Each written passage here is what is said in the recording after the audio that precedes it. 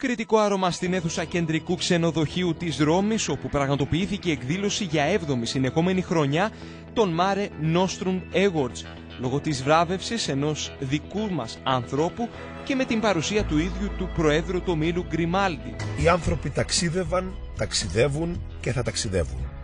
Σύμμαχός τους ανέκαθεν η θάλασσα. Είναι συνήθως φιλική και συμπράττει με όσους την πιστεύουν και τη σέβονται.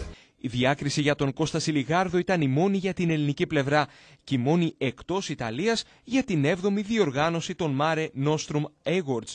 Παρά το γεγονός ότι οι συμμετοχές και φέτος ήταν αρκετές, ενώ και η Επιτροπή Αξιολόγησης είχε εξαιρετικά δύσκολο έργο, από τους πρώτους ναυτικούς οι μινωίτες προγονείς μας. Τη λαμπερή εκδήλωση παρουσίασε ο γνωστός δημοσιογράφος της Ιταλικής τηλεόρασης Rai Massimo Giletti. Στο λόγο του αμέσως μετά τη βράβευση, ο Κώστας Σιλιγάρδος μεταξύ άλλων ανέφερε: «Η διαχρονική αγάπη μου για τη θάλασσα, τα πλοία και τους ανθρώπους τους που έπαιξαν τον πρωταγωνιστικό ρόλο στην ανάπτυξη των θαλάσσιων δρόμων με φέρνει σήμερα κοντά σας με ένα ντοκιμαντέρ που αποδεικνύει τη σπουδαιότητα των θαλάσσιων οδών, αλλά και για ένα ακόμα λόγο.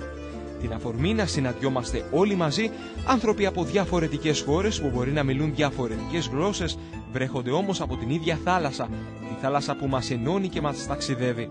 Ένας ακόμα θαλάσσιος αυτοκινητόδρομος θα πάρει σάρκα και οστά, όπως γίνεται όλα αυτά τα χρόνια και όπως από ό,τι τουλάχιστον φαίνεται θα γίνεται και τα επόμενα.